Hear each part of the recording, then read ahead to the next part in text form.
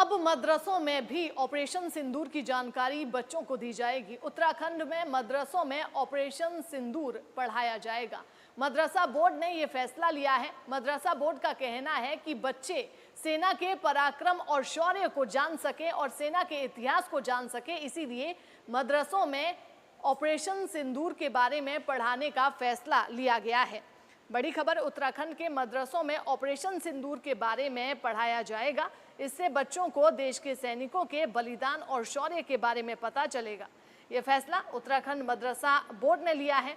Board चाहता है कि बच्चे देश के इतिहास और सेना के पराक्रम से परिचित हों।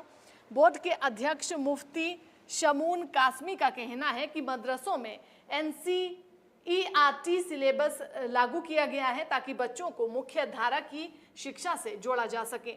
मदरसे काफ़ी सुधर चुके हैं। उन्होंने कहा कि मदरसों में वैसे भी काफ़ी सुधार आ चुका है। अब हम अपने बच्चों के साथ ऑपरेशन सिंदूर की सफल कहानी शेयर करना चाहते हैं।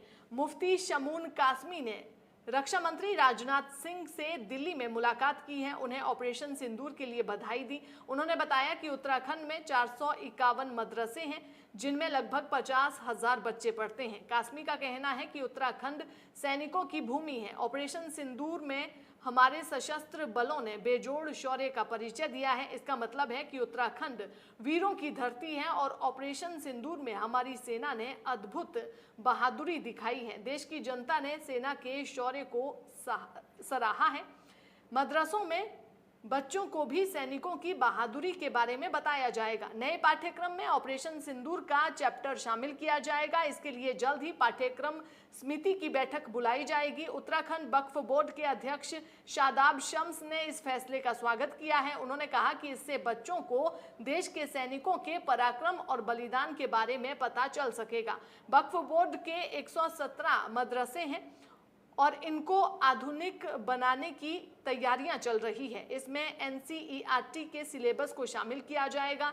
हमारी सेना की वीर गाथा को अब बच्चे पढ़ेंगे। ये देवभूमि उत्तराखंड है। इस राज्य को सैन्य धाम भी कहा जाता है। इस सैन्य धाम में अगर मदरसों के बच्चे ऑपरेशन सिंदूर नहीं पढ़ेंगे तो कहाँ पढ़ेंगे। उन्होंने कहा कि जहाँ के गवर्नर, लेफ्टिनेंट जनरल और मुख्यमंत्री एक सैनिक के बेटे हों, अगर वहाँ के बच्चे ऑपरेशन सिंदूर नहीं पढ़ेंगे तो कहाँ के पढ़ेंगे। हर घर से एक सैनिक निकलना चाहिए। ऑपरेशन सिंदूर का पाठ पढ़कर बच्चे भारत के वीर सपूतों और जीते गए युद्धों के बारे में जानेंगे। इस पाठ से भारतीय सेना की कुर्बानियों को पढ़ाएंगे। बच्चे अब सीखेंगे कि वतन से मोहब्बत आधा ईमान है। भारत के ऑपरेशन सिंदूर के तहत 7 मई को पाकिस्तान और पाक के कब्जे वाले कश्मीर के 9 आतंकी ठिकानों पर हमले किए गए थे। इसमें POK के सवाल नाला, गुलपुर, अब्बास, सैदना, बिलाल, बरनाला शामिल हैं। पाकिस्तान के बहावलपुर, मुर्दकी, सरजल और महमूना जोया में भी हमले किए गए।